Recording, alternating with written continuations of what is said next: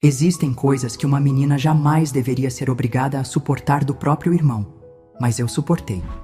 E hoje, aos 72 anos, depois de décadas guardando esse segredo no fundo da alma, finalmente encontrei coragem para contar como meu próprio irmão se transformou no meu maior algoz e como uma professora corajosa me salvou quando eu achei que não havia mais esperança.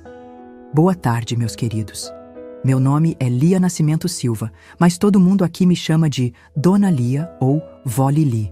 Nasci em março de 1952, numa cidadezinha pequena do interior do Ceará chamada Quixadá, onde o sol castigava sem dó e todo mundo conhecia a vida de todo mundo desde o bisavô. Era dessas cidades onde a feira acontecia só aos sábados, onde a novela das 8 parava o movimento das ruas e onde qualquer novidade virava assunto por semanas. Sempre fui uma menina de família, criada nos valores antigos, daqueles que a gente respeitava os mais velhos sem questionar, e onde o irmão mais velho tinha quase a mesma autoridade que os pais. Minha família era simples, mas cheia de amor. Pelo menos era o que eu pensava antes de tudo desmoronar. Meu pai, João Nascimento, era um homem trabalhador que cuidava de uma pequena oficina mecânica no centro da cidade. Tinha as mãos sempre sujas de graxa, mas o coração mais limpo que já conheci na vida. Chegava em casa cansado, mas sempre com um sorriso no rosto e alguma história engraçada dos clientes para contar no jantar.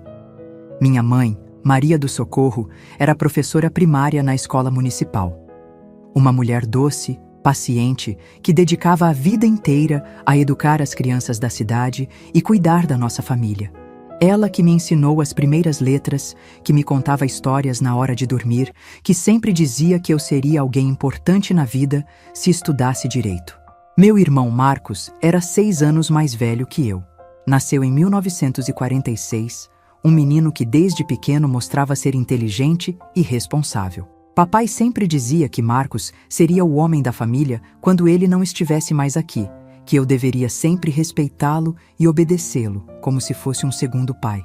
Quando nasci, Marcos já estava com 6 anos e me tratava como uma bonequinha viva. Me protegia na rua quando outros meninos implicavam comigo. Me ajudava com as tarefas da escola, sempre cuidava para que eu não me machucasse brincando. Era um irmão carinhoso, protetor, que qualquer menina gostaria de ter. Nossa casa era pequena, mas aconchegante, com 3 quartos, uma sala que servia para tudo e uma cozinha onde mamãe preparava as refeições mais gostosas do mundo. No quintal, papai havia construído um balanço pendurado na mangueira, onde eu passava horas brincando e sonhando com o futuro. Vivíamos uma vida simples, mas feliz. Papai trabalhava duro na oficina, mamãe dava aulas e ainda encontrava tempo para cuidar da casa e dos filhos. Marcos era um estudante exemplar, sempre o primeiro da turma, e eu seguia seus passos tentando ser uma boa aluna também. Nos domingos, íamos todos para a missa na igreja matriz. Depois visitávamos os avós maternos que moravam numa casinha do outro lado da cidade. Vovô Antônio era um homem de poucas palavras, mas muito carinhoso. E vovó Conceição sempre tinha algum doce especial guardado para mim e para Marcos. A vida seguia seu ritmo tranquilo. Marcos cresceu e se tornou um rapaz admirado por todos na cidade. Era inteligente, educado, ajudava papai na oficina e todos diziam que seria um homem de sucesso. Eu estava crescendo também, uma menina alegre de 15 anos que sonhava em ser professora como mamãe. Era 1967. Eu estava no primeiro ano do ginásio, estudando na mesma escola onde mamãe dava aulas.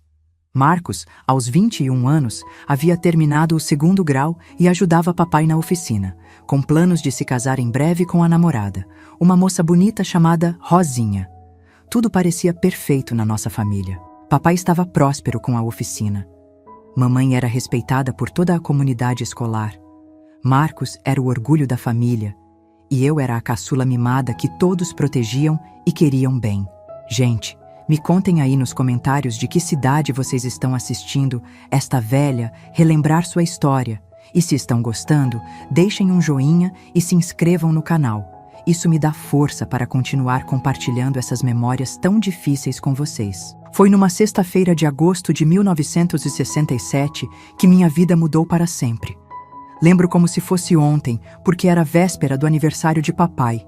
E mamãe tinha saído mais cedo da escola para comprar os ingredientes do bolo que ia fazer no sábado. Eles tinham ido juntos para Fortaleza buscar uma peça da oficina e aproveitar para fazer as compras especiais. Eu estava em casa estudando para uma prova de matemática e Marcos havia chegado da oficina com uma cara estranha, diferente.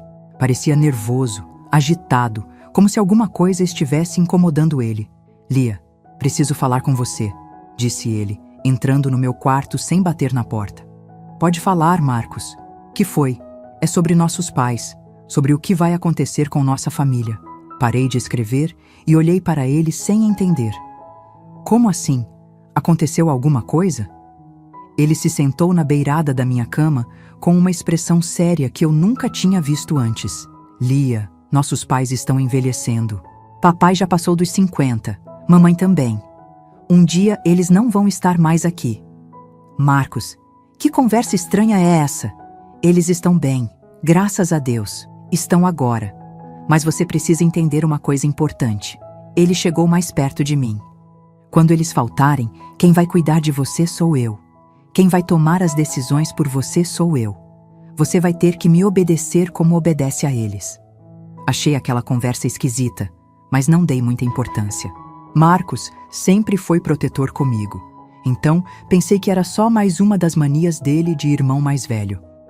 Tá bom, Marcos, mas por que está falando isso agora? Porque você está crescendo, virando mocinha e precisa aprender desde já qual é o seu lugar na família. A voz dele mudou, ficou mais dura. Você não pode mais fazer tudo que tem vontade. Tem que aprender a respeitar a autoridade do homem da casa. Algo na forma como ele falou me deixou desconfortável. Mas papai é o homem da casa. Papai está envelhecendo, Lia. Daqui a pouco quem vai mandar aqui sou eu. E você vai me obedecer, quer queira, quer não. Foi a primeira vez na vida que senti medo do meu próprio irmão. Havia algo diferente nele, algo que eu não conseguia entender. Mas naquele momento, ouvi o barulho do carro de papai chegando. E Marcos saiu do meu quarto como se nada tivesse acontecido. Nos dias seguintes, percebi que Marcos estava mesmo diferente comigo. Começou a me dar ordens como se fosse meu pai, a questionar minhas amizades, a reclamar do jeito que eu me vestia. Quando eu reclamava, ele dizia que estava me preparando para a vida, que uma menina da minha idade precisava de disciplina. Mamãe e papai não percebiam nada porque Marcos era esperto. Na frente deles, continuava sendo o filho perfeito, carinhoso e respeitoso. Comigo, quando estávamos sozinhos, mostrava uma face que eu nunca tinha visto antes. Em setembro de 1967, aconteceu o impensável. Papai e mamãe tinham ido para Fortaleza resolver uns problemas com documentos da oficina e só voltariam no dia seguinte. Era a primeira vez que eu ficava sozinha em casa com Marcos por uma noite inteira. Durante o jantar, ele estava estranho, falando pouco, me olhando de um jeito que me deixava nervosa. Depois que terminamos de comer, ele disse que eu tinha que lavar a louça e arrumar a cozinha sozinha. Marcos, a gente sempre divide essas tarefas. Não mais. A partir de hoje, você vai fazer os serviços de casa. É obrigação de mulher. Mas mamãe sempre disse que homem e mulher têm que dividir as responsabilidades. Mamãe está errada. Ele bateu a mão na mesa com força. Mulher serve homem e ponto final. Você vai fazer o que eu mandar. Fiquei tão assustada que obedeci sem questionar. Lavei a louça tremendo, sem entender o que estava acontecendo com meu irmão. Quando terminei, ele estava me esperando na sala. Agora você vai aprender outra coisa importante, disse ele, se levantando da cadeira. Você vai aprender a me tratar com o respeito que eu mereço. Foi quando ele me deu o primeiro tapa. Não foi forte, mas foi o suficiente para me deixar em choque. Meu próprio irmão, que sempre me protegeu, havia me batido. Marcos, por que você fez isso? Porque você me desrespeitou. Porque questionou minha autoridade. Ele me agarrou pelo braço, apertando forte.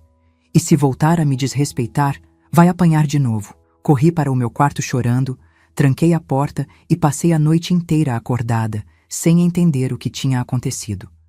No dia seguinte, quando papai e mamãe voltaram, Marcos voltou a ser o irmão carinhoso de sempre, como se nada tivesse acontecido. Mas eu sabia que alguma coisa havia mudado para sempre naquela noite. Meu irmão protetor tinha se transformado em outra pessoa, e eu estava começando a descobrir que tipo de pessoa era essa. Foi apenas o começo do inferno que minha vida ia se tornar. Porque naqueles meses seguintes, Marcos foi mostrando aos poucos sua verdadeira face, e eu fui descobrindo que o irmão que eu amava e respeitava nunca tinha existido de verdade. Os meses seguintes foram uma tortura lenta e calculada. Marcos havia descoberto que nossos pais confiavam tanto nele que nunca questionavam suas atitudes comigo. Para eles, ele continuava sendo o filho exemplar, o irmão protetor que zelava pelo meu bem-estar. Mas quando ficávamos sozinhos, ele se transformava num estranho cruel que eu não reconhecia. A primeira coisa que ele fez foi estabelecer regras para mim. Eu não podia mais sair de casa sem a permissão dele. Não podia mais receber amigas em casa. Não podia mais usar vestidos que ele considerasse provocantes. E aos poucos, qualquer roupa que não fosse completamente fechada virou provocante na cabeça dele.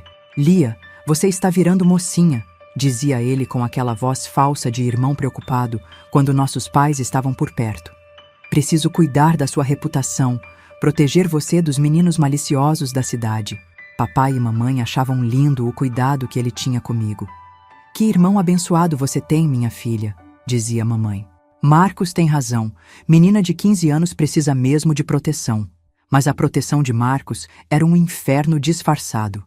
Quando estávamos sozinhos, ele me controlava como se eu fosse uma propriedade sua. Se eu demorasse 5 minutos a mais na casa de alguma amiga, chegava em casa e encontrava ele me esperando na porta com cara de poucos amigos. "Onde você estava? Com quem estava conversando? Do que vocês falaram?" As perguntas vinham como uma chuva de granizo e eu tinha que responder tudo nos mínimos detalhes. Se ele achasse que eu estava mentindo ou se não gostasse de alguma resposta, vinha o castigo. Os castigos começaram pequenos. Ficar sem sobremesa no jantar. Não poder ouvir rádio à noite. Ter que lavar a louça sozinha durante uma semana. Mas aos poucos foram escalando para coisas mais humilhantes e dolorosas. O primeiro castigo físico sério aconteceu em outubro de 1967. Eu havia chegado 10 minutos atrasada da escola porque tinha ficado ajudando a professora a organizar uns livros. Coisa simples, normal, que qualquer menina fazia. Mas para Marcos, foi motivo suficiente para uma punição que nunca vou esquecer. 10 minutos atrasada, disse ele, olhando para o relógio da parede. 10 minutos que você me deixou preocupado, achando que alguma coisa tinha acontecido com você. Marcos, eu só estava ajudando Dona Francisca com os livros da biblioteca. Mentira! Ele gritou tão alto que me assustei. Você era conversando com algum menino, fazendo papel de namoradeira. Eu não estava. Juro por Deus que não estava. Não jure em vão. Ele veio em minha direção com uma cara que eu nunca tinha visto antes. Você vai aprender a não me mentir. Foi quando ele me deu a primeira surra de verdade. Não foram tapinhas ou empurrões. Foram socos no braço, puxões de cabelo, beliscões que deixaram marcas roxas na minha pele. Eu chorava e implorava para ele parar, mas ele parecia possuído por uma raiva que não conseguia controlar. Para, Marcos, para! Você está me machucando. Estou te educando. Você precisa aprender a me respeitar. Quando ele finalmente parou, eu estava no chão da sala, com o braço doendo e lágrimas escorrendo pelo rosto. Ele se abaixou na minha altura e segurou meu queixo com força. Se você contar isso para nossos pais, vai apanhar 2 vezes mais. Entendeu? Eu apenas balancei a cabeça, tremendo de medo e dor.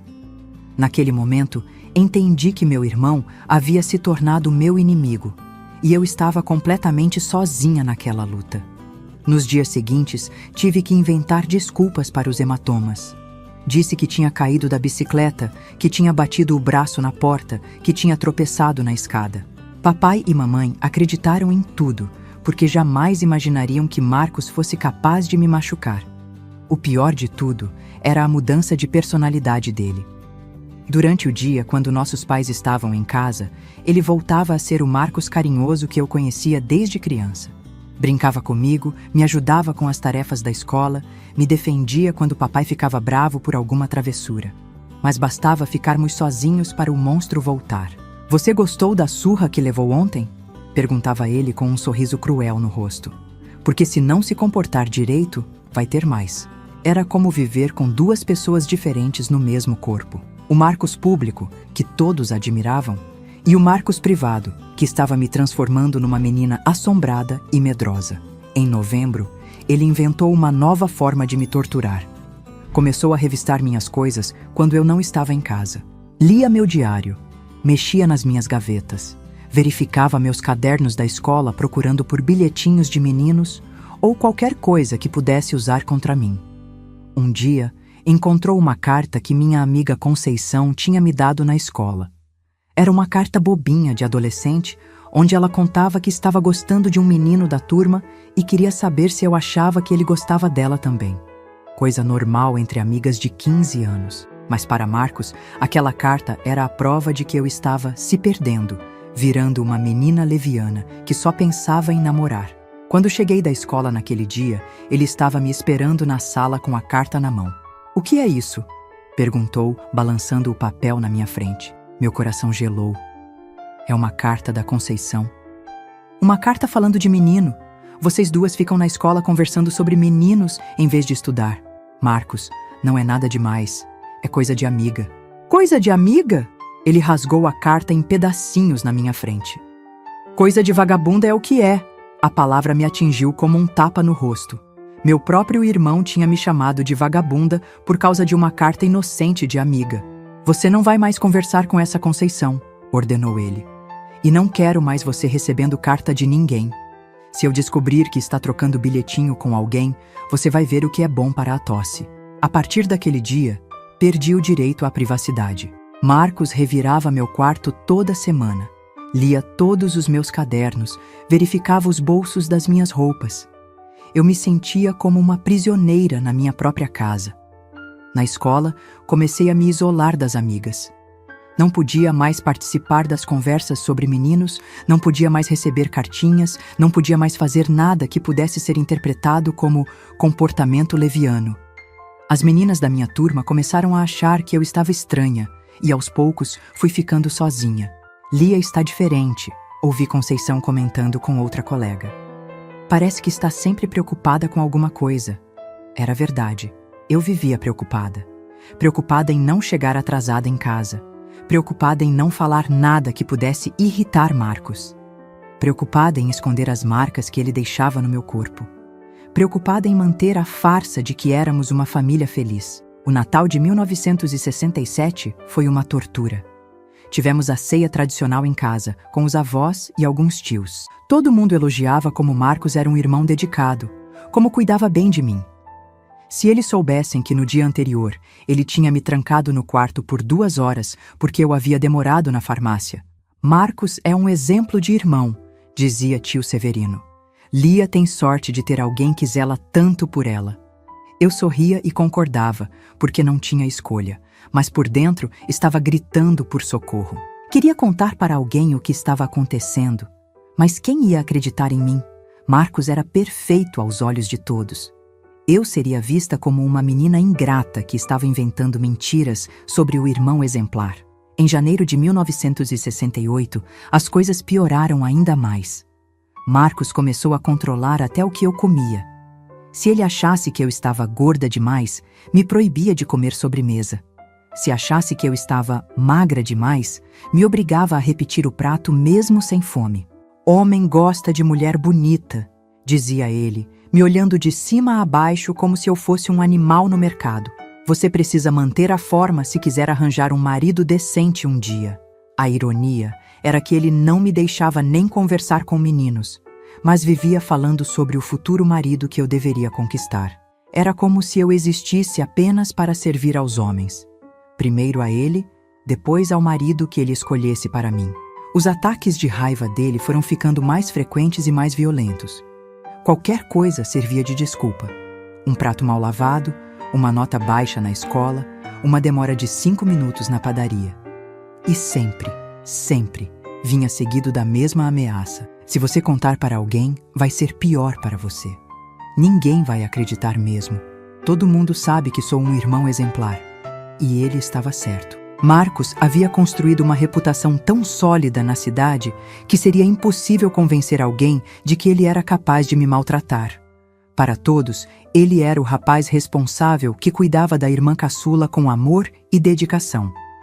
Em fevereiro de 1968, aconteceu algo que mudou tudo. Marcos anunciou que ia se casar com Rosinha em junho.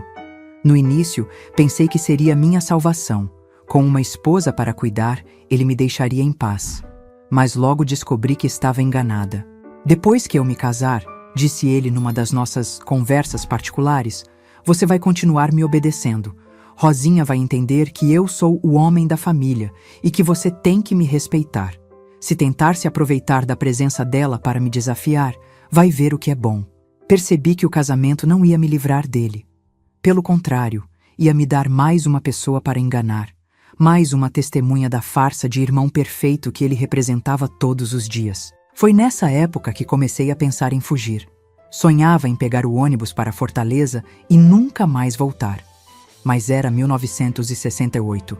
Eu tinha apenas 16 anos, não tinha dinheiro, não conhecia ninguém na capital. Uma menina sozinha numa cidade grande seria presa fácil para todo tipo de perigo.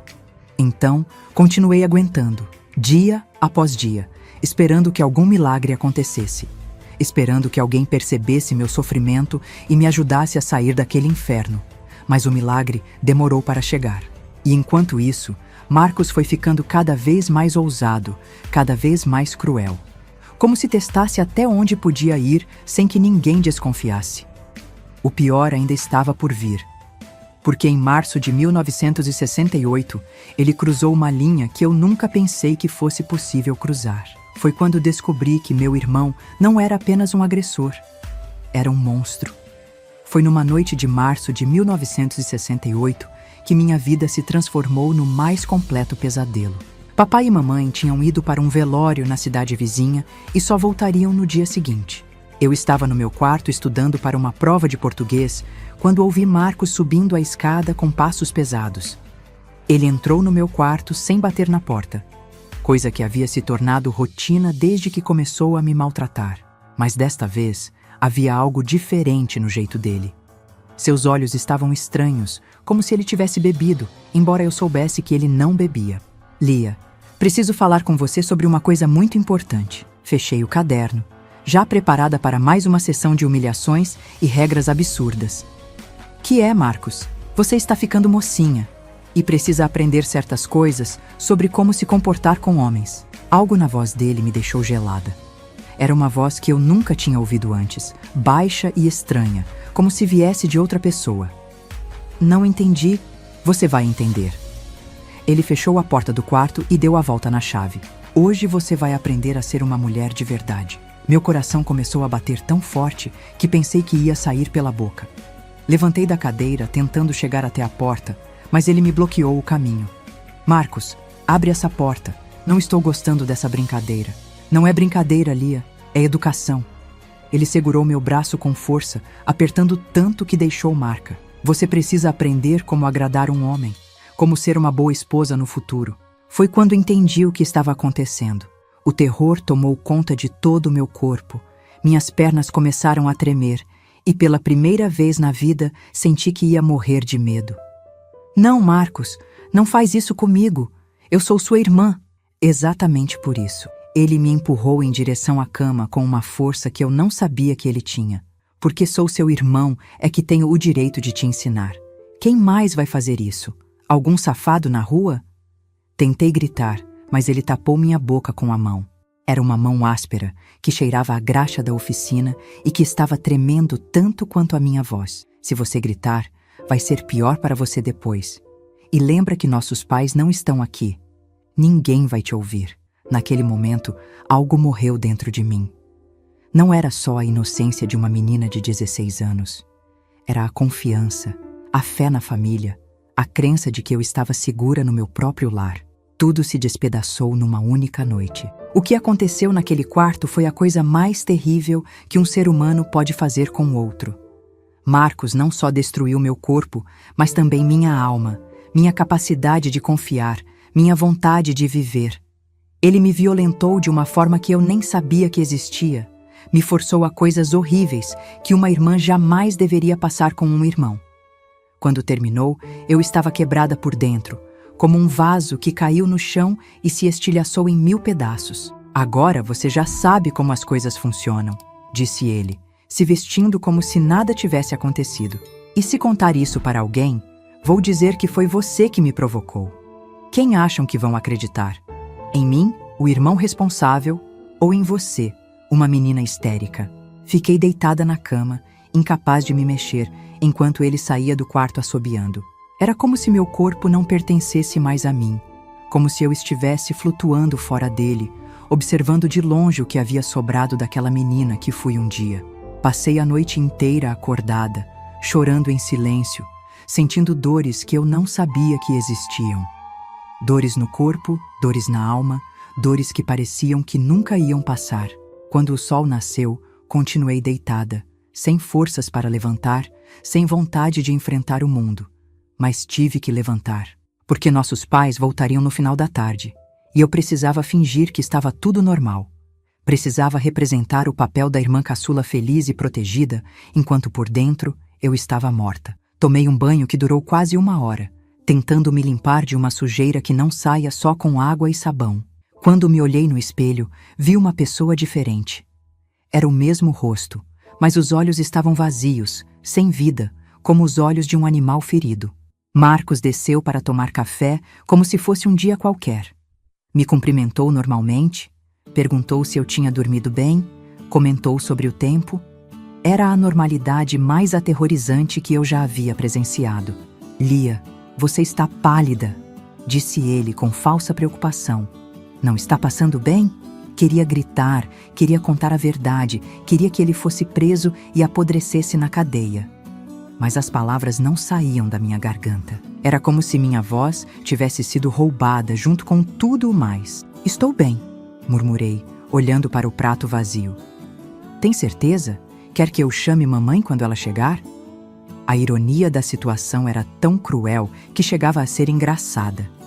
O mesmo homem que havia me destruído na noite anterior agora se preocupava com minha saúde. Era como se ele tivesse 2 personalidades completamente separadas, e eu nunca soubesse qual das 2 estava falando comigo. Quando nossos pais chegaram, tive que fazer o maior teatro da minha vida. Sorrir, conversar, fingir que havia passado uma noite tranquila estudando.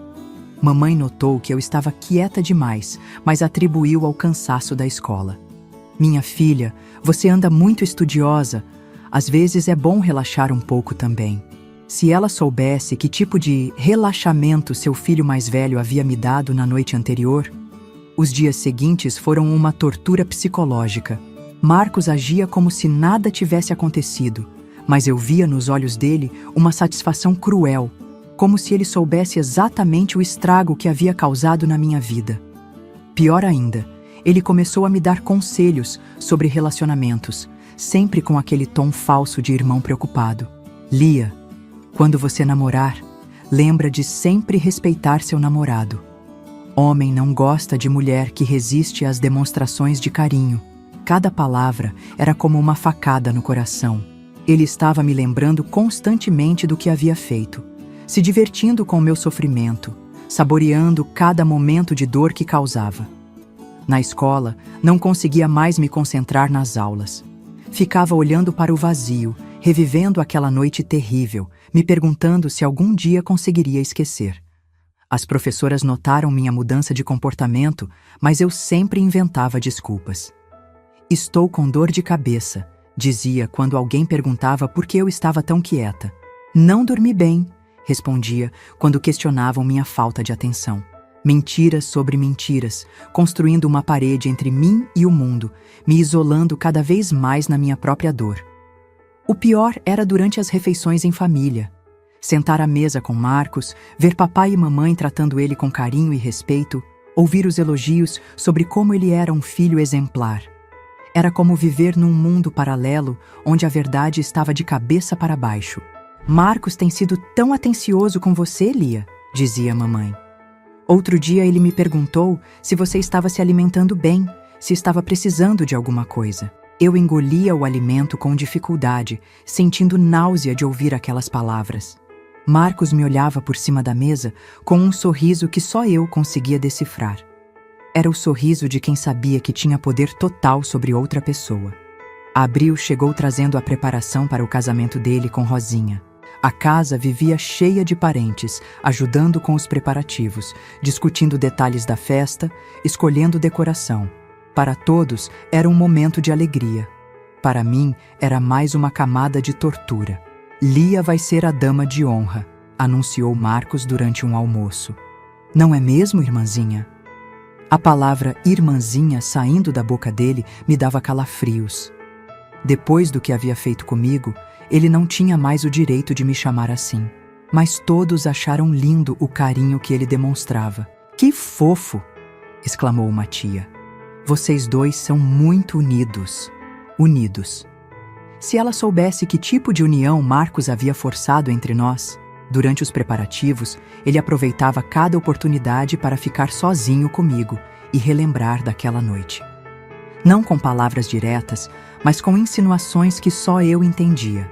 Lia, você vai ficar linda no casamento. Toda crescidinha, toda mocinha. Ele fazia questão de enfatizar a palavra mocinha, me lembrando de quando disse que ia me ensinar a ser uma mulher.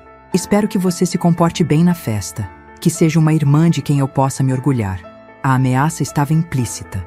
Se eu fizesse qualquer coisa para estragar seu dia especial, as consequências seriam terríveis. Maio trouxe mais preparativos e mais oportunidades para Marcos me atormentar.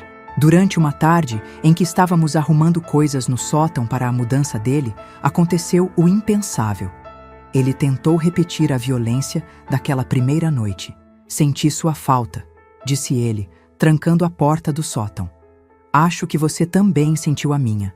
Desta vez eu estava mais preparada. Tinha passado semanas pensando no que faria se ele tentasse me tocar novamente. Não ia permitir que me destruísse uma segunda vez. Não encosta em mim! Gritei, pegando um martelo velho que estava numa caixa. Se chegar perto, eu te mato. Ele riu, achando que eu estava blefando. Você não tem coragem. Experimente e veja. Minha voz saiu com uma força que eu não sabia que tinha. Grita quanto quiser. Eu vou falar que você tentou me violentar. Pela primeira vez, vi medo nos olhos dele. Percebeu que eu não estava mais a menina assustada da primeira vez.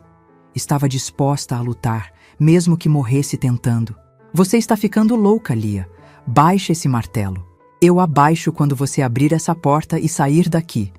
Ficamos nos encarando por alguns segundos que pareceram eternos.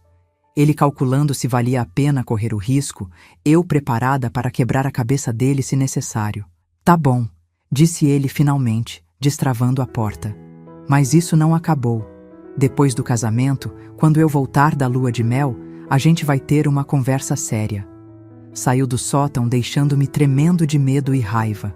Havia vencido aquela batalha, mas sabia que a guerra estava longe de acabar. Marcos havia deixado claro que considerava ter direitos sobre mim e que o casamento não ia mudar isso. Foi nessa época que comecei a planejar minha fuga. Não podia mais viver naquela casa. Não podia mais fingir que éramos uma família normal. Depois do casamento, quando Marcos voltasse da lua de mel, eu precisava estar longe dali. Comecei a juntar dinheiro escondido. Vendia pequenas coisas minhas, guardava centavos que sobrava quando mamãe me dava para comprar pão, pedia dinheiro emprestado das amigas com desculpas inventadas. Era pouco, muito pouco, mas era um começo. Também comecei a pesquisar sobre Fortaleza, sobre como chegaria lá, onde poderia ficar, que tipo de trabalho uma menina de 16 anos conseguiria. Eram informações difíceis de obter numa cidade pequena em 1968. Mas eu estava determinada. O casamento de Marcos foi marcado para o dia 15 de junho de 1968. Faltavam poucas semanas, e eu tinha certeza de que seria minha última chance de escapar. Se não conseguisse fugir antes dele voltar da lua de mel, talvez nunca mais tivesse coragem ou oportunidade. Mas o destino tinha outros planos para mim. porque foi justamente nessa época que conheci a pessoa que mudaria minha vida para sempre. A professora Helena, que chegou à nossa escola para substituir uma colega que havia se aposentado. Professora Helena era diferente de todas as mulheres que eu conhecia. Tinha 25 anos, era solteira, havia estudado em Fortaleza e tinha uma forma de olhar para as pessoas que fazia a gente se sentir vista e compreendida. Ela não era só uma professora, era uma mulher que entendia outras mulheres. E foi ela quem, numa tarde de maio, me chamou para conversar depois da aula e fez a pergunta que mudou tudo. Lia, posso saber o que está acontecendo com você? Sei que não é da minha conta, mas estou preocupada. Você era uma menina alegre e comunicativa, e de uns meses para cá virou uma sombra de si mesma. Naquele momento, olhando nos olhos bondosos da professora Helena, pela primeira vez em meses, senti que talvez houvesse esperança. Talvez existisse alguém no mundo que pudesse me ajudar a sair daquele inferno. Mas seria que eu teria coragem de contar a verdade? Seria que ela acreditaria em mim? E mais importante, seria que ela conseguiria me proteger da vingança de Marcos quando ele descobrisse que eu havia falado? Olhei para a professora Helena e senti algo que não experimentava há meses. Uma centelha de esperança. Mas junto com essa esperança, veio o medo paralisante. E se ela não acreditasse em mim? E se achasse que eu estava inventando histórias sobre meu irmão exemplar? E se contasse para meus pais? Professora, eu não sei se posso falar. Lia, olhe para mim. Ela segurou minhas mãos com delicadeza. Eu não sou como as outras pessoas da cidade. Vim de Fortaleza, estudei, vi coisas que as pessoas daqui nem imaginam que existem.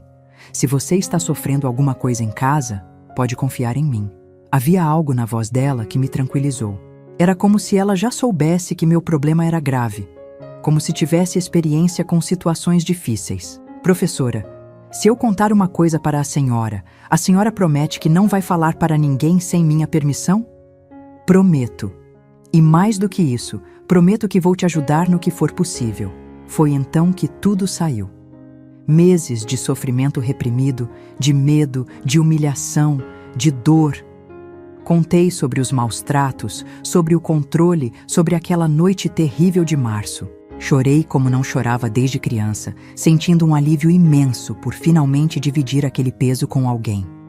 Professora Helena me ouviu em silêncio, sem me interromper, sem me julgar.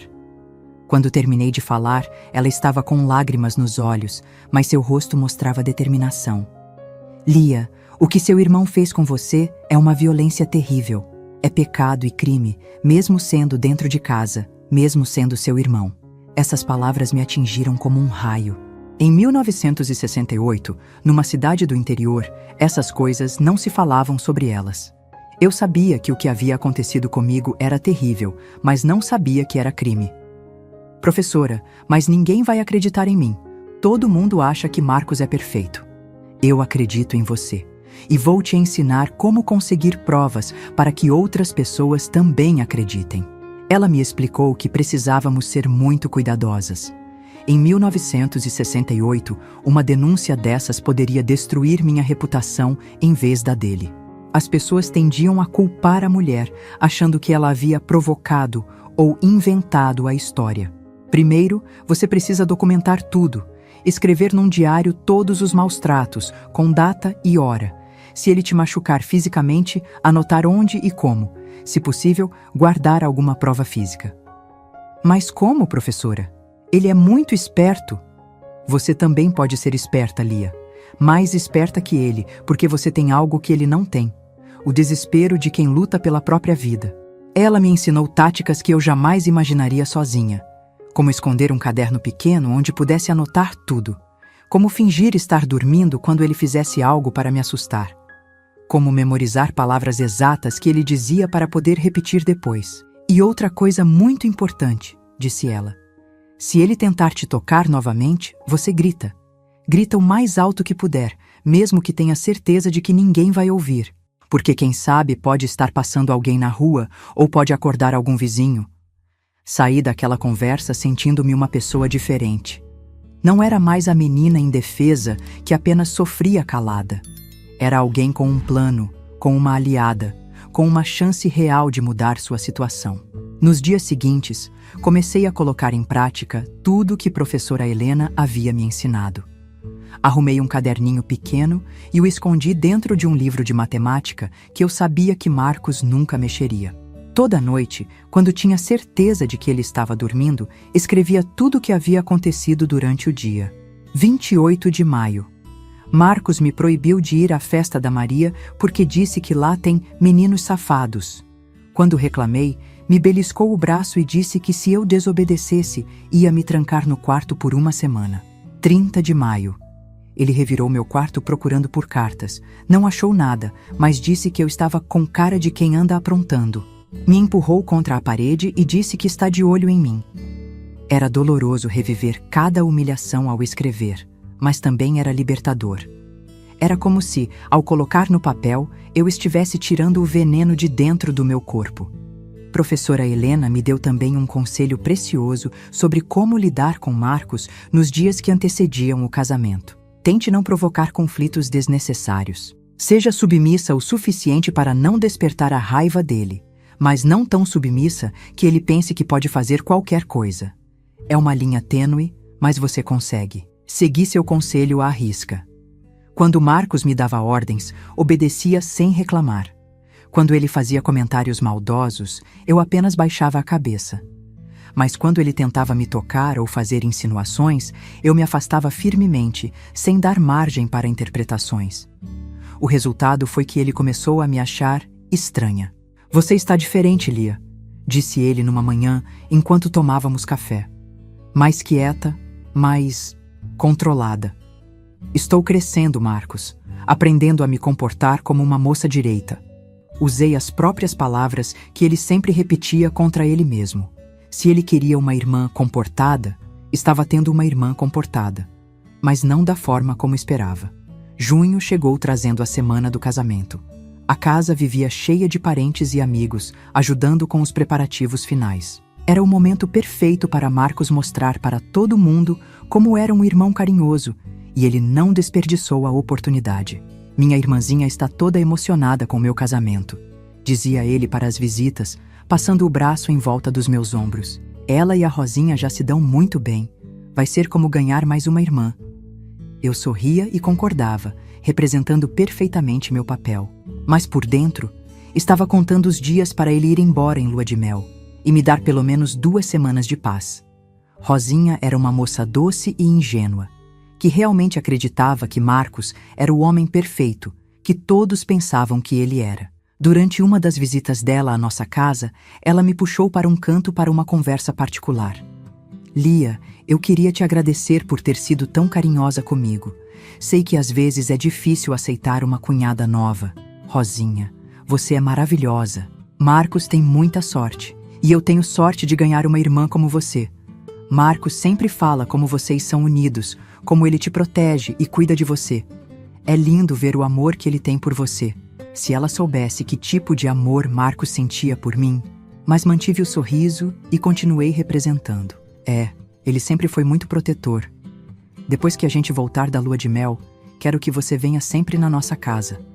Quero que continue sendo uma família unida." A ideia de ter que conviver com Marcos e Rosinha como casal me dava náusea, mas apenas balancei a cabeça concordando. 3 dias antes do casamento, aconteceu algo que me deixou apavorada. Marcos me chamou para uma conversa de irmãos no quintal, longe dos ouvidos dos parentes que estavam na casa. "Lia, quero deixar uma coisa bem clara antes de me casar." Meu coração disparou. "Que é, Marcos? Você não pense que porque vou ter uma esposa, vai poder fazer o que quer. Rosinha é minha mulher, mas você continua sendo minha responsabilidade.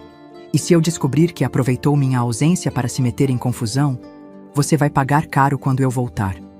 "Eu não vou me meter em confusão. É melhor mesmo." Ele se aproximou de mim com aquele olhar que eu já conhecia bem. "E outra coisa, se você pensar em contar para alguém sobre nossos momentos especiais, é melhor repensar, porque agora tenho uma reputação de marido para manter, e não vou deixar uma irmã histérica estragar isso." A ameaça estava clara. Mesmo casado, ele ainda me considerava sua propriedade. e estava disposto a me destruir se eu tentasse me libertar. Naquela noite, escrevi no meu diário secreto todas as palavras que ele havia dito, tentando não esquecer nenhum detalhe. Professora Helena havia me ensinado que as ameaças também eram importantes de documentar. O dia do casamento, 15 de junho de 1968, foi uma tortura disfarçada de festa. Tive que ficar o dia inteiro sorrindo, cumprimentando pessoas, recebendo elogios sobre como Marcos era um irmão maravilhoso. Durante a cerimônia na igreja, quando o padre perguntou se alguém se opunha àquele casamento, tive uma vontade louca de me levantar e gritar a verdade. Mas sabia que seria uma loucura. Ninguém acreditaria em mim. Eu seria vista como uma irmã invejosa tentando estragar o casamento, e Marcos me mataria quando ficássemos sozinhos.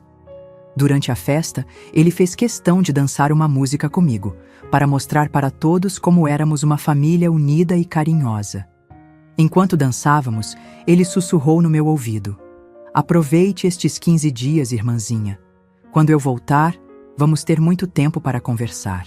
Fingi não entender o que ele quis dizer, mas meu sangue gelou. Ele estava planejando algo para quando voltasse da lua de mel, e eu sabia que não seria nada bom.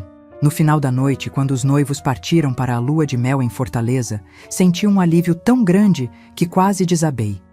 15 dias. Eu tinha 15 dias de liberdade pela frente e estava decidida a aproveitar cada segundo. No dia seguinte ao casamento, procurei professora Helena para contar sobre a ameaça que Marcos havia feito. Ela ficou preocupada, mas também determinada. "Lia, estes 15 dias são nossa chance. Vamos usar este tempo para fortalecer nossa estratégia e conseguir as provas que precisamos." Ela havia pensado em tudo. Durante a ausência de Marcos, eu deveria procurar por objetos dele que pudessem servir como prova. Cartas, diários, qualquer coisa que mostrasse seu verdadeiro caráter. Também deveria tentar conversar com outras meninas da cidade para ver se alguém mais havia passado por situação parecida. "E tem mais uma coisa, Lia. Preciso te ensinar algumas técnicas de autodefesa. Se ele tentar te atacar novamente quando voltar, você precisa saber como se proteger." Durante aqueles 15 dias abençoados, minha vida se transformou. Acordava sem medo, comia sem náusea, conversava com pessoas sem ter que medir cada palavra. Era como se tivesse saído de uma prisão e finalmente pudesse respirar ar puro. Aproveitei também para investigar o quarto de Marcos. No fundo de uma gaveta, encontrei um caderno onde ele anotava pensamentos íntimos. Algumas páginas me deixaram horrorizada. Ele escrevia sobre mim de uma forma possessiva e doentia, como se eu fosse um objeto de sua propriedade. "Lia está ficando bonita demais. Preciso tomar cuidado para que não chame a atenção dos meninos da cidade. Ela é minha responsabilidade e precisa aprender a me obedecer em tudo." Fotografei mentalmente cada frase importante e corri para anotar tudo no meu diário secreto. Era a prova que eu precisava de que ele me via como propriedade, não como irmã. Conversei também com algumas meninas da minha idade, de forma indireta, tentando descobrir se alguém mais havia sofrido algum tipo de violência em casa. Para minha surpresa, descobri que 2 colegas de escola passavam por situações parecidas. Uma apanhava do pai regularmente, outra era assediada por um tio. "Mas é normal", dizia uma delas. "Homem é assim mesmo. A gente tem que aguentar." Foi aí que entendi como professora Helena era especial.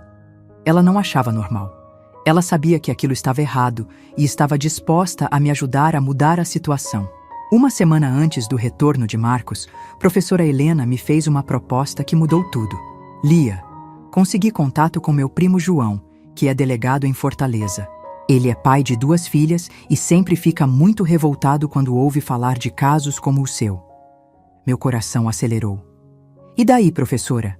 Ele pode te ajudar a fazer uma denúncia oficial. Com todas as provas que você juntou, temos um caso forte, mas você precisa ter certeza de que é isso que quer, porque depois que a denúncia for feita, não tem volta." Era a oportunidade que eu estava esperando há meses, a chance de finalmente me libertar do monstro que morava na minha própria casa. Mas também era aterrorizante. Eu estaria destruindo a reputação da minha família e enfrentando a fúria de Marcos. "Professora, eu tenho medo." "Eu sei, mas às vezes a gente precisa enfrentar o medo para conquistar a liberdade. E eu vou estar com você em cada passo do caminho. Olhei nos olhos daquela mulher corajosa que havia aparecido na minha vida como um anjo da guarda. Pensei em todas as humilhações que havia sofrido, em todos os medos que havia sentido, em todas as noites que havia chorado, até dormir. Pensei também no futuro, em quantas outras meninas Marcos poderia machucar se ninguém o parasse. Talvez ele tivesse filhas um dia. Talvez fizesse com elas o que fez comigo. Foi então que tomei a decisão mais corajosa da minha vida. Professora, eu quero fazer a denúncia. Não aguento mais viver com medo. Ela sorriu e segurou minhas mãos. Então vamos lutar juntas. Marcos volta em uma semana e até lá vamos ter tudo organizado para acabar de uma vez por todas com esse monstro que se esconde atrás da máscara de irmão perfeito. Aquela semana que antecedeu o retorno de Marcos foi uma montanha-russa de emoções. Durante o dia, eu me sentia corajosa e determinada, planejando cada detalhe da denúncia com professora Helena.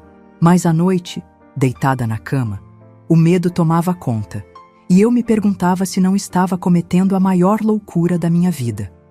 Professora Helena havia organizado tudo nos mínimos detalhes. Seu primo, delegado João Santos, viria pessoalmente de Fortaleza no sábado seguinte, 2 dias após o retorno de Marcos, para ouvir meu depoimento e formalizar a denúncia.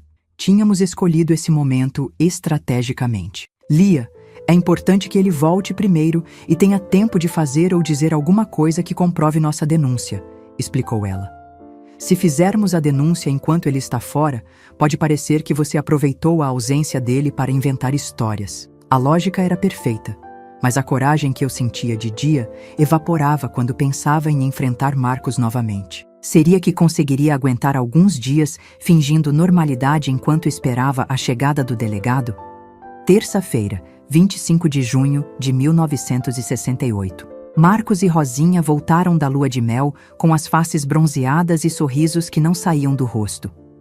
Para todo mundo, eram o casal perfeito voltando de uma viagem dos sonhos. Para mim, era o retorno do meu pesadelo. Lia, como sentimos sua falta, disse Rosinha, me abraçando carinhosamente. Marcos falou de você todos os dias da viagem. Se ela soubesse o contexto em que ele falava de mim. Mas mantive o sorriso e retribuí o abraço. Eu também senti falta de vocês. Como foi a viagem? Durante o jantar de boas-vindas que mamãe havia preparado, Marcos se comportou como o irmão mais carinhoso do mundo. Trouxe presentes para todo mundo. Um lenço bordado para a mamãe, uma carteira de couro para papai e, para mim, um vestido azul que tinha comprado numa loja chique de Fortaleza. Experimentei o tamanho pela Rosinha, disse ele, entregando o embrulho. Achei que ficaria lindo em você. Todo mundo achou um gesto carinhoso do irmão recém-casado se lembrar da irmã durante a lua de mel. Eu agradeci e sorri, mas por dentro sentia náusea. Era como receber um presente de alguém que havia me violentado. Naquela primeira noite, quando todos foram dormir, Marcos bateu na porta do meu quarto. Meu coração quase parou. Posso entrar? Quero conversar com você. Pode, respondi, tentando manter a voz firme. Ele entrou e fechou a porta atrás de si, exatamente como naquela noite terrível de março. Mas desta vez eu estava preparada. Tinha ensaiado mentalmente o que faria se ele tentasse alguma coisa. Senti sua falta, irmãzinha, disse ele se sentando na beirada da minha cama. Você cresceu ainda mais nestes 15 dias. Como foi a lua de mel? Rosinha parece muito feliz. Foi esclarecedora. Ele me olhou de um jeito estranho. Me fez perceber certas coisas sobre o que quero da vida. Meu sangue gelou. Que tipo de coisas? Você vai entender em breve. Ele se levantou e caminhou até a janela. Por enquanto, quero saber como você se comportou na minha ausência. Soube que ficou muito quietinha. Não saiu quase nada de casa. Não tinha motivo para sair. Preferi ficar ajudando mamãe com a casa. Muito bem. É assim que quero que continue sendo. Uma irmã obediente e comportada. Ele se virou para mim novamente. Porque agora que sou casado, tenho ainda mais responsabilidade com nossa família.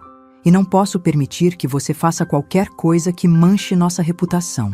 A ameaça era sutil, mas estava lá. Ele havia voltado ainda mais controlador, ainda mais possessivo. O casamento não havia mudado nada. Pelo contrário, parecia ter piorado sua sede de domínio. Entendi, Marcos. Ótimo. Amanhã vamos ter mais tempo para conversar. Rosinha vai visitar a família dela e teremos a casa só para nós dois, como nos velhos tempos. Quando ele saiu do quarto, minhas mãos estavam tremendo tanto que mal conseguia segurar a caneta para anotar a conversa no meu diário secreto. Velhos tempos só podia significar uma coisa. Ele estava planejando me violentar novamente. Naquela madrugada, não consegui dormir. Fiquei repassando mentalmente tudo que professora Helena havia me ensinado sobre autodefesa, sobre como gritar para chamar atenção, sobre como usar objetos da casa como armas, se necessário. Na manhã seguinte, quarta-feira, Rosinha saiu cedo para visitar os pais, como Marcos havia previsto. Papai e mamãe foram trabalhar normalmente. Ficamos sozinhos em casa pela primeira vez desde que ele havia voltado. Durante o café da manhã, ele estava estranhamente silencioso, me observando com aquele olhar que eu já conhecia bem. Era o olhar de um predador estudando sua presa. Lia, depois que você terminar de lavar a louça, quero que venha ao meu quarto. Preciso te mostrar algumas coisas que trouxe da viagem. Meu estômago embrulhou.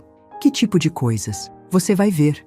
Ele se levantou da mesa, passou por trás da minha cadeira e colocou as mãos nos meus ombros. São coisas educativas. Lavei a louça com as mãos tremendo, sabendo que quando terminasse teria que enfrentar o que quer que ele estivesse planejando. Mas desta vez era diferente. Desta vez eu sabia que em 2 dias viria o delegado e tudo aquilo teria fim. Quando subi para o quarto dele, encontrei Marcos sentado na cama com algumas fotografias espalhadas ao lado. Fotografias de mulheres seminuas que ele havia comprado escondido em Fortaleza. Sente aqui do meu lado, disse ele, dando tapinhas na cama. Quero te ensinar algumas coisas que aprendi na lua de mel. Marcos, eu não quero ver essas fotos. Não estou pedindo sua opinião. A voz dele mudou na mesma hora, ficando dura e ameaçadora. Estou dando uma ordem. Senta aqui agora. Foi quando aconteceu algo que mudou tudo. Em vez de obedecer como sempre fazia, em vez de me encolher de medo, senti uma raiva tão grande que explodiu dentro de mim como um vulcão. Não! Gritei com uma força que vinha do fundo da alma. Eu não vou sentar. Eu não vou mais obedecer você. Marcos ficou tão surpreso com minha reação que por alguns segundos não conseguiu falar. Estava acostumado com a Lia submissa e medrosa. Esta Lia corajosa e gritona era uma novidade para ele. Que você disse? Perguntou, se levantando lentamente da cama. Eu disse não. Não vou mais aceitar que você me trate como seu objeto. Não vou mais fingir que somos irmãos normais. Você enlouqueceu? Baixa a voz antes que os vizinhos ouçam. Que ouçam. Que todo mundo ouça o que você fez comigo. Você me machucou de forma horrível. Abusou de mim. As palavras saíram da minha boca como balas de canhão. Era a primeira vez que eu falava abertamente sobre aquilo. E o efeito foi devastador. Marcos ficou branco como um pano de prato. Cala a boca, você não sabe o que está falando. Sei sim, sei muito bem. Você me violentou em março, você me bateu, você me humilhou e eu tenho provas. Foi quando ele perdeu completamente o controle. Partiu para cima de mim com uma fúria que eu nunca havia visto antes, tentando me bater para me calar. Mas desta vez, eu estava preparada. Esquivei do primeiro soco e corri para a cômoda, onde peguei um peso de papel de ferro que papai havia dado para ele anos atrás. Quando Marcos veio em minha direção novamente, acertei uma pancada na cabeça dele que o deixou atordoado. Socorro! Socorro! Ele está tentando me bater! Gritei o mais alto que pude, mesmo sabendo que provavelmente não havia ninguém para me ouvir. Marcos segurou a cabeça que estava sangrando e me olhou com um ódio puro que me deu arrepios. Você vai pagar por isso, sua piranha. Vai pagar muito caro. Não vou pagar nada. Quem vai pagar é você. A polícia está vindo te buscar. Era mentira. O delegado só chegaria no sábado. Mas eu queria assustá-lo. Queria que ele soubesse que seus dias de terror haviam acabado. Que polícia? Você está blefando? Professora Helena me ajudou. Ela chamou um delegado de Fortaleza. Eu tenho tudo documentado. Todas as vezes que você me bateu, todas as humilhações, tudo. Agora era a vez dele de ficar apavorado. Percebi que havia acertado em cheio. Ele sabia que se a polícia tivesse provas, não adiantaria mais sua fachada de irmão perfeito. Que documentação? Onde estão essas provas? Você nunca vai saber, mas estão seguras. E se você encostar um dedo em mim de novo, amanhã mesmo eu entrego tudo para a polícia. Marcos ficou parado no meio do quarto, com sangue escorrendo da testa, processando o que eu havia acabado de falar. Pela primeira vez na vida, ele estava com medo de mim. Lia, vamos conversar com calma. Você está confundindo as coisas. Eu não estou confundindo nada. Eu sei muito bem o que você fez comigo, e agora todo mundo vai saber também. Saí do quarto dele correndo e me tranquei no meu próprio quarto, tremendo de adrenalina e medo. Havia queimado minhas naves. Não havia mais volta. Era guerra declarada entre nós, e um de nós dois sairia destruído daquela batalha. Durante o resto do dia, Marcos ficou no quarto dele, provavelmente planejando sua próxima jogada. Quando Rosinha voltou da casa dos pais, ele inventou uma desculpa sobre ter caído e batido a cabeça, para explicar o machucado. Que susto, meu amor! Tem certeza de que não precisa ir ao médico? Não, foi bobagem. Já está melhor. Durante o jantar, ele me olhava de soslaio, tentando decifrar se eu realmente tinha as provas que havia mencionado. Eu mantinha a cara mais séria possível, como se fosse dona de segredos que poderiam destruí-lo. Naquela noite, não consegui dormir novamente. Sabia que havia provocado a fera e que agora ela estava ferida e furiosa. Os próximos dias seriam cruciais. Eu precisava aguentar firme até a chegada do delegado João Santos. Quinta-feira amanheceu tenso. Marcos tentou várias abordagens para descobrir onde estavam minhas provas. Ora tentava ser carinhoso e persuasivo, ora ameaçador e intimidador. Mas eu não cedia nenhum milímetro. Lia, você sabe que sou seu irmão, né? Que sempre cuidei de você? Às vezes a gente se desentende, mas no fundo nos amamos. Eu sei exatamente quem você é, Marcos, e sei exatamente o que você fez. Tá bem, mas me diz uma coisa. Onde você escondeu esses papéis que disse que tem? Isso você nunca vai saber. Era um jogo psicológico intenso. Ele tentando me quebrar, eu tentando resistir. Mas eu tinha uma vantagem que ele não sabia. Tinha certeza de que estava do lado certo, e isso me dava uma força que ele não conseguia entender. Sexta-feira foi ainda mais tenso. Marcos percebeu que não conseguiria me intimidar a revelar onde estavam as provas, então mudou de estratégia. Começou a planejar como desacreditar minha versão quando chegasse a hora. Sabe, Lia, se você realmente fez alguma denúncia contra mim, vai ser muito triste para nossos pais descobrirem que tenho uma filha mentirosa e ingrata. Eles vão descobrir que tenho um filho que me violentou. Ninguém vai acreditar em você. Sou um homem casado, respeitado, que dedicou a vida a cuidar da família. Você é uma adolescente problemática que está inventando histórias para chamar atenção. Suas palavras me machucavam porque eu sabia que tinha uma ponta de verdade nelas. Realmente seria difícil convencer as pessoas. Mas professora Helena havia me preparado para isso. Pode ser, mas vamos ver o que acontece quando as autoridades examinarem as provas. Sábado, 29 de junho de 1968. O dia da verdade havia chegado. Professora Helena me encontrou na praça da igreja depois da missa matinal, como havíamos combinado. Ela estava acompanhada de um homem alto de uns 45 anos, cabelos grisalhos, porte sério, mas olhar bondoso. Lia, este é meu primo, delegado João Santos. Ele veio especialmente de Fortaleza para ouvir sua história. Meu coração batia tão forte que parecia que ia sair pela boca.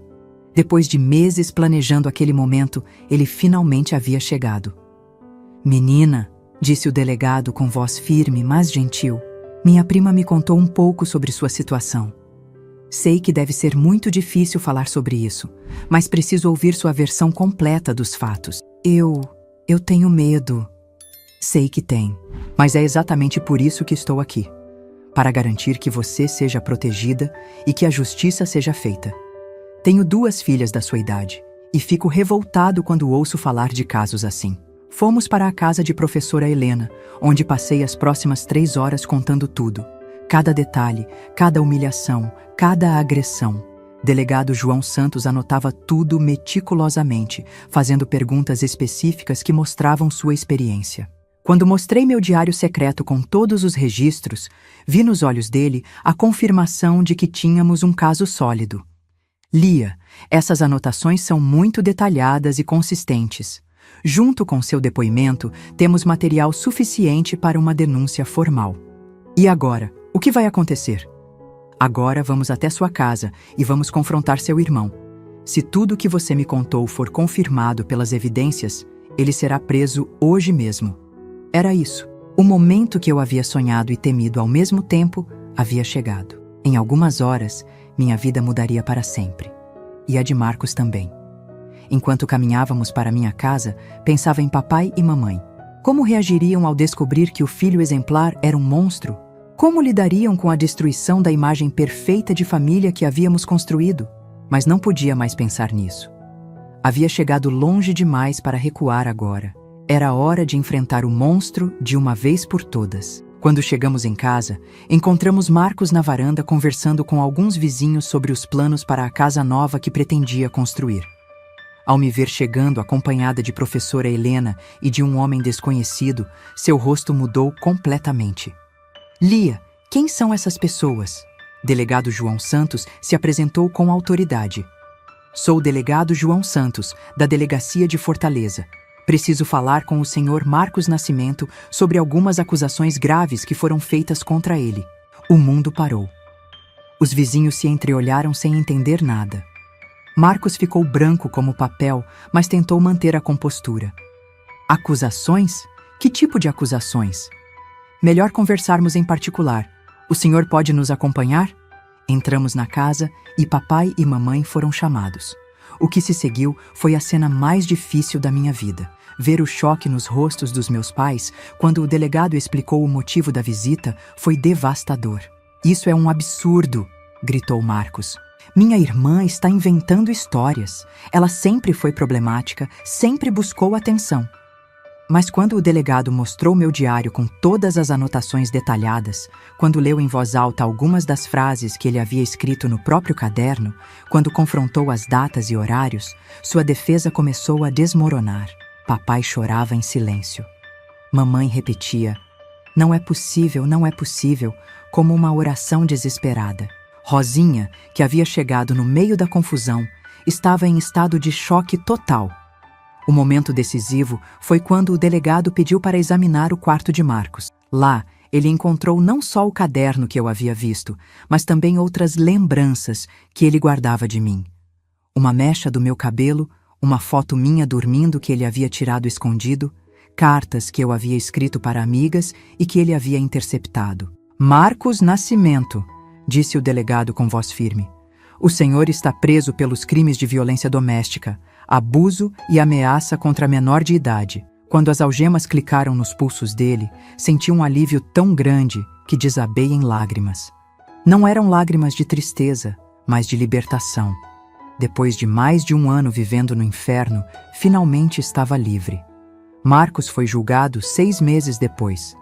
Com todas as provas que tínhamos reunido, foi condenado a 5 anos de prisão. Rosinha pediu a anulação do casamento e nossa família nunca mais foi a mesma. Papai e mamãe precisaram de muito tempo para processar o que havia acontecido. No início, houve momentos de negação, de culpa, de vergonha. Mas aos poucos, eles entenderam que eu era a vítima, não a culpada.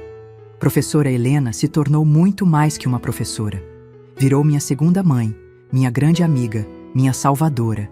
Sem ela, eu jamais teria encontrado coragem para denunciar Marcos. Hoje, aos 72 anos, posso dizer que aquela decisão de enfrentar meu agressor foi a mais importante da minha vida. Não foi fácil. Tive que fazer terapia por anos, reconstruir minha autoestima, aprender a confiar nas pessoas novamente. Mas consegui. Me casei aos 23 anos com um homem maravilhoso que me respeitou desde o primeiro dia. Tivemos 3 filhos lindos, que criamos com amor e sem violência. Virei professora como minha salvadora Helena. E durante 40 anos, ajudei outras meninas que passavam por situações parecidas. Marcos cumpriu sua pena e saiu da prisão em 1973. Tentou se reaproximar da família, mas eu deixei claro que não havia perdão possível. Ele se mudou para outro estado e nunca mais tivemos contato. A lição que quero deixar para vocês é: nunca aceitem violência, não importa de quem venha. Não importa se é pai, irmão, marido, namorado. Violência não é amor, não é cuidado, não é proteção. É crime. Se vocês ou alguém que conhecem está passando por uma situação parecida, denunciem. Procurem ajuda. Falem com professores, policiais, assistentes sociais. Não fiquem sozinhas nessa luta. E lembrem-se sempre, vocês não têm culpa de nada. O único culpado é quem pratica a violência. Gente querida, se esta história tocou vocês de alguma forma, por favor deixem um curtir neste vídeo e se inscrevam no nosso canal. Vocês não sabem como isso me dá força para continuar compartilhando essas memórias difíceis, mas que podem ajudar outras pessoas. E não se esqueçam de entrar no nosso grupo do WhatsApp. O link está aí na descrição. Lá a gente compartilha todos os dias histórias reais de outras vovós como eu, mulheres que passaram por dificuldades, mas encontraram força para seguir em frente e construir uma vida melhor. Porque a vida nos ensina que sempre existe uma saída, sempre existe esperança. Às vezes ela vem disfarçada de uma professora corajosa, às vezes de um delegado dedicado, às vezes da nossa própria força interior que nem sabíamos que existia. Obrigada por me acompanharem nesta jornada dolorosa, mas necessária. Até a próxima história. E lembrem-se, vocês são mais fortes do que imaginam.